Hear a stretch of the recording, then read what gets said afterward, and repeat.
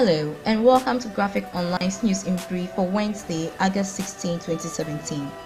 In the headlines, PEC candidates who refuse school placement will not benefit from government's free SHS policy.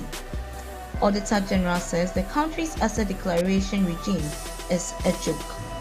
Joke-Auditor who wants future NDC appointees to go through party ideological school. Former Shraj boss Emil Short calls for speedy passage of anti-corruption bills, and Ghana to send relief items to Sierra Leone.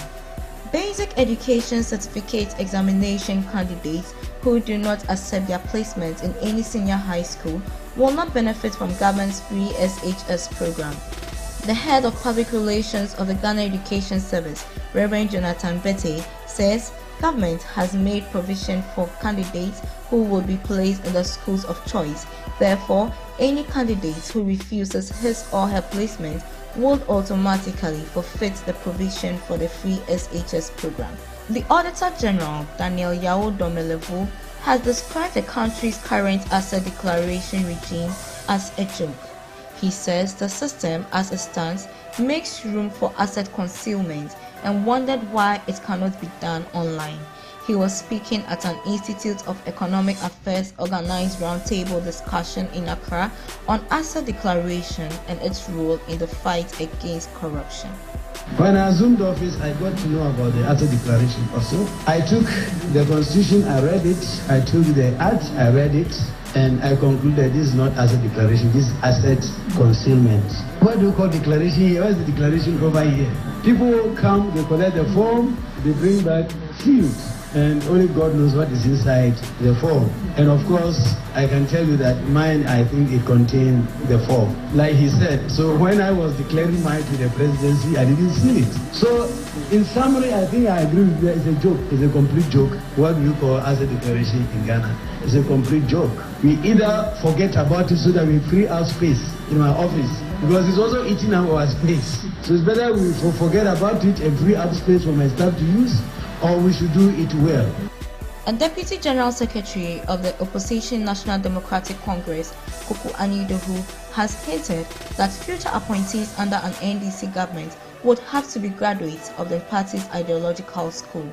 According to him, nobody can get appointment as a minister, metropolitan, municipal, or district chief executive if the person has not gone through the ideological school. The NDC earlier this month launched the Ghana Institute of Social Democracy to inculcate the party's principles, ideologies, and values in members. It's a big business. We are all in it. We all belong to it. We shall be loyal to the NDC. The loyalty ultimately is to this party. Never again will certain mistakes be made. And that's the reason why we are all going to go to the school before you become minister, before you become DCE, before you become MP. If you don't go to the institute, Master Babu, you won't get it. You must get into the office with the orientation that the party put you there. Even to become president, you must go to the so that you don't become president and appoint your family and friends. So that people go for ministerial vetting. And when they are asked, are you NDC? You say you are not NDC. If you are not NDC, who nominated you to become minister with ticket of the NDC? It means that the nominating authority itself needs orientation.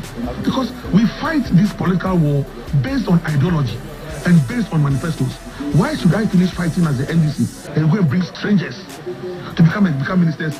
Which monkey should work for which baboon to chop? A former chairman of the Commission on Human Rights and Administrative Justice, Justice Francis Emil Short, has asked Parliament to stop dragging its feet on passing anti-corruption legislations. For instance, he says the Conduct of Public Officers Bill has been in Parliament since 2013, but it has been pushed aside because the provisions are very controversial. He is therefore urging Parliament to speed up with the passage of all anti-corruption legislations to help curb corruption in the country. The Economic and Organized Crime Office, EOCO, has begun investigations into the breakdown of MRI and CT scan machines at 5 major government hospitals in the country. The Minister of Health, Kweku Agyeman-Manu, says EOCO has been invited to investigate the NDC government project which installed the machines at the whole government hospital, the Cape Coast Teaching Hospital, the Komfo Anokye Teaching Hospital in Kumasi, the Tamale Teaching Hospital, and the Kolebu Teaching Hospital in Accra. Now to some international news. The government of Ghana is preparing to send relief items to disaster-stricken Sierra Leone. Deputy Minister of Foreign Affairs Charles Oreidu says the relief items, including clothes, mosquito nets, and blankets, is in response to a call for help by the Sierra Leonean president, Ernest Bai Koroma. Hundreds of people have been killed and at least 600 people are still missing following a mudslide and flooding. That's all in the news for today.